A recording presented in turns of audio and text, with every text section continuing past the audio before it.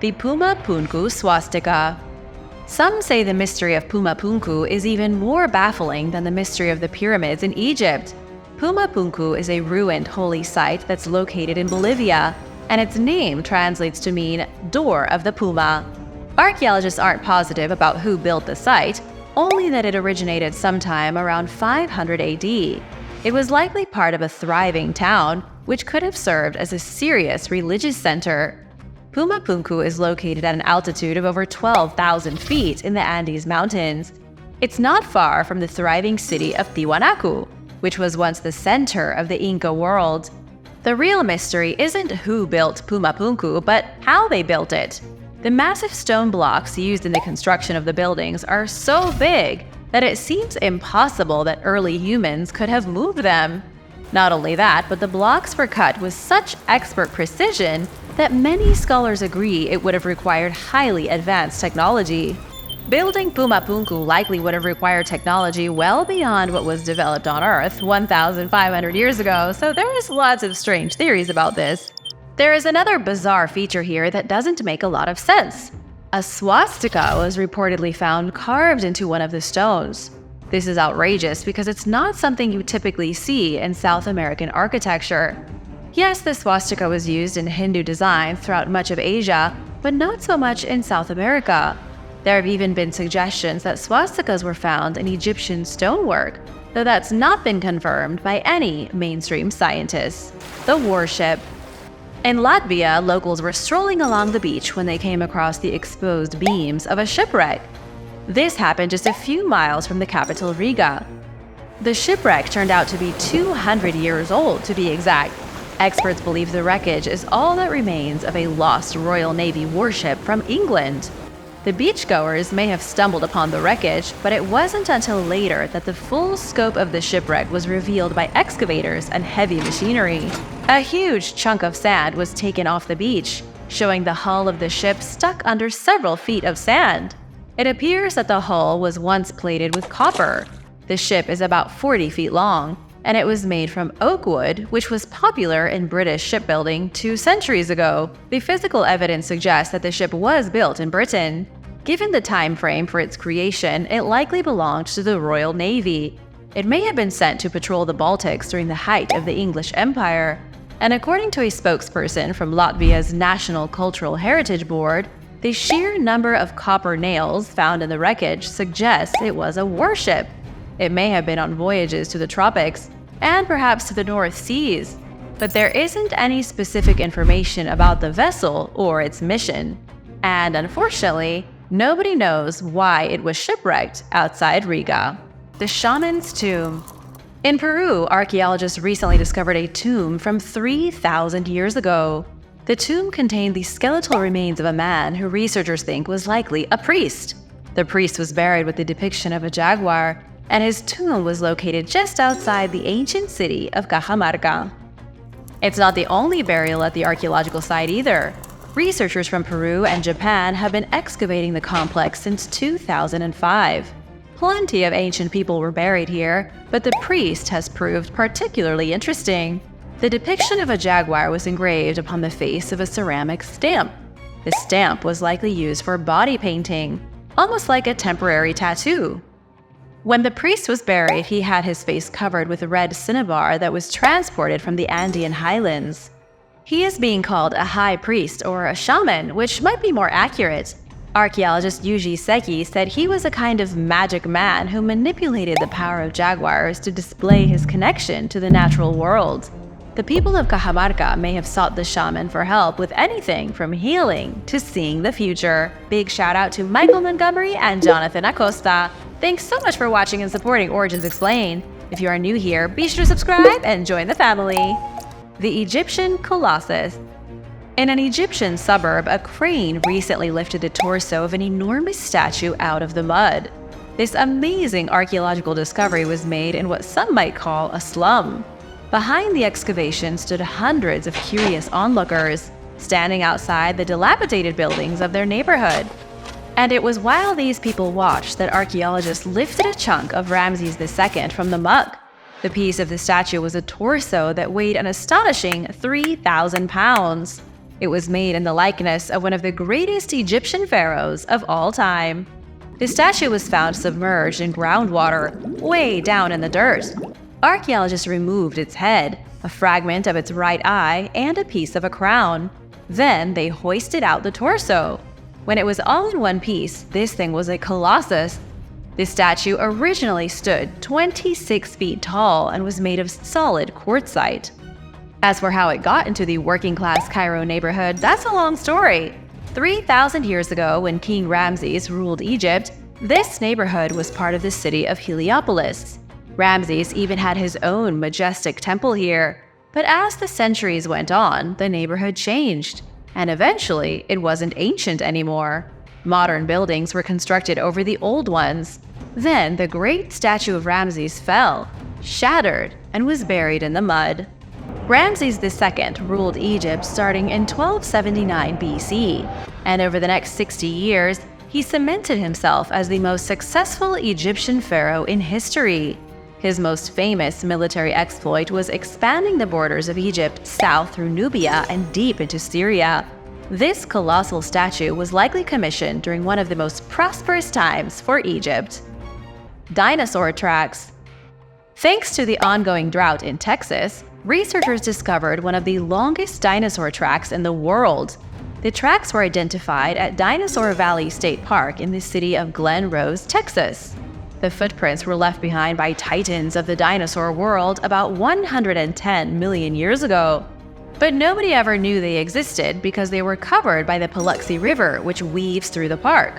When the river dried because of the drought and the mud cooked and vanished, the tracks were revealed for the first time. These things are amazing! Real footprints left by real dinosaurs who walked across North America. Experts say the tracks are from two different species. One appears to have been left behind by a giant carnivore called Acrocanthosaurus. Researchers know this because of its 3 toes, a characteristic that's typical of massive meat eaters. Acrocanthosaurus was one of the largest predators in North America, growing a whopping 40 feet long. The second set of footprints was stomped into the ground by Sauroposeidon. As a plant eater, Sauroposeidon looked like a mix between a brontosaurus and an elephant. It made just about every other dinosaur that lived on the planet when it was alive look like an ant. From the tip of its nose to the end of its tail, Sauroposeidon stretched roughly 100 feet. And as for its weight, the Natural History Museum in London said Sauroposeidon weighed 110,000 pounds. That equals 50 metric tons. There are plenty of dinosaur tracks around the world that you can see, but the tracks crawling along the bottom of the Paluxy River are likely longer. One section in particular is even believed to be one of the longest dinosaur tracks ever found. Crystal weapons. In countless parts of the world, prehistoric cultures manufactured tools and weapons. They typically made these instruments out of stone. But to be really specific, they used materials like flint, basalt, obsidian, chalcedony, and quartzite. It was a simple process done by striking stone flakes from a solid block until they had a knife or whatever they were trying to make. But for some weird reason, prehistoric people in southern Iberia developed a totally different method 5,000 years ago. During the Chalcolithic Copper Age, people in Iberia started crafting things from crystal. Instead of stone, which had been a reliable material for thousands of years, they started using crystal. It doesn't make much sense though, because crystal isn't good for making an effective weapon or tool. It's too fragile and not flexible enough. But still, researchers continue to discover crystal weapons buried throughout Spain. Most of the time, crystal weapons are found in small quantities. During excavations at the Dolmen de Montelirio, researchers uncovered a crystal dagger and crystal arrowheads. These are some of the most impressive crystal weapons ever manufactured. The dagger had an ornately carved ivory handle, and researchers think it may have had symbolic significance, perhaps even magic powers. One of the theories among archaeologists is that the people of Iberia randomly became obsessed with ritual and ceremony. And as ceremonial objects became more important, they started making more things out of crystal. They must have believed the unique material held more power than boring old stone. Offerings to Poseidon. An excavation at a Greek temple has just yielded a rich variety of figurines. These sculptures are important because archaeologists think they may have been offerings to the Lord of the Sea, none other than the god Poseidon. The ancient sanctuary was built roughly 2,800 years ago in the city of Elachis, which was located on the northern coast of Peloponnese. Archaeologists analyzed sediment which revealed that the sanctuary flooded multiple times before it was ultimately abandoned. It was ravaged occasionally for 500 years before an earthquake finally brought it to ruin 2,300 years ago. The figurines are simplistic yet fascinating. One of them is a bronze figure of a dog, and another is a clay figurine of a woman. Researchers discovered a snake head forged from bronze, as well as a clay wing that may have once been part of a mermaid or a sphinx. These were expertly crafted figures of mythical beasts. They would have been left at the temple as offerings to Poseidon, likely by seafarers who wanted the god's blessing for their next journey. However, there are still some things archaeologists are unsure about. They don't know why specific figurines were used as offerings. For example, what purpose did the dog statue serve? And why did Poseidon want people to bring dog statues to his temple, our oldest ancestors? According to mainstream scientists, the very first modern humans left Africa between 60,000 and 100,000 years ago. These early adventurers migrated to Eurasia and gradually spread across the world. But according to a new discovery in Turkey, that might be wrong.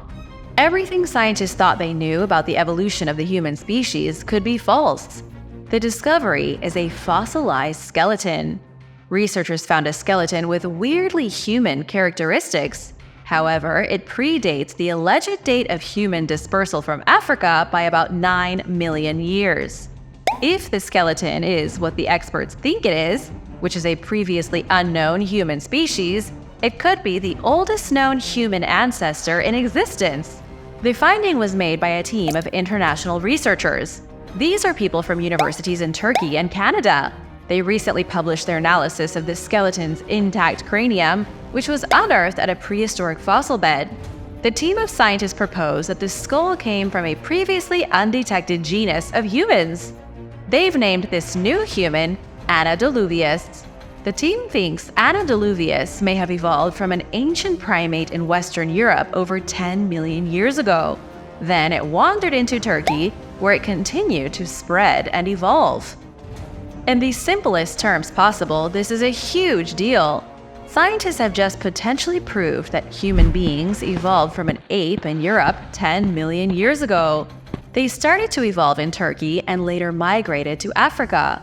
Then, 9 million years later, they migrated out of Africa as fully formed modern people. And from there, humans slowly went to work establishing civilization. The discovery was only made recently, so there is still work to be done. It might be worth noting that over the past 20 years, a lot of prehistoric ape fossils have been found at the same site in central Turkey. Most of the apes come from about 8.7 million years ago, but so far, none of them have been directly related to humans. This new skeleton is the only fossil from the region with human characteristics. It could be a fluke, or it could be a mutation. It's still too early to tell. The skull shows that Anadaluvius was roughly the size of a gorilla, only with more human-like features. The sacred stones. Earlier this summer, archaeologists started excavating an ancient ceremonial monument in Scotland. The monument is on the rugged southwest shore of the Isle of Arran. It dates back to around 6,000 years ago, with its origin and history shrouded in secrecy. But researchers think the monument was used by some of the first farmers to live in Scotland. So it could hold the secrets of their forgotten rituals and lost cultural traditions. The monument is a type of Neolithic cursus. These monuments can be found throughout the UK, though very little is known about them. Each one is fairly similar, a huge monument crafted expertly from stone. They can be in Neolithic stone circles or by themselves in forgotten fields. Most experts agree that they had something to do with early farming societies. Neolithic farmers may have gathered around the megalithic structures and chanted strange hymns to their old gods. they may have completed ritual offerings at the monuments. But most of these theories are just that, theories. The truth of the sacred stones remains a mystery. The stone on the Isle of Arran was discovered half a decade ago. Historic Environment Scotland then conducted a laser survey in 2018, which revealed the stone on a barren part of the island. Now they are hard at work investigating the stone and the area around it. So far, they've completed about 1% of the excavation. It's likely going to take years before they make any real headway, though. Even then, scientists may never uncover the hidden meaning of the sacred stones. They were created by primitive people who had nothing but sticks and bones to use as tools. Yet they somehow crafted enormous monuments that involved an insane amount of labor. This was a big job to complete, so it must have been important to the Neolithic people. Maybe these were places of pilgrimage, or perhaps they attracted other humans from across the UK, which added to the economy. More likely, researchers think Neolithic farmers built the sacred stones because they believed they were in service to a god. Thanks for watching! What's your favorite discovery? Let me know in the comments below, and be sure to hit that subscribe button and come back soon. Bye!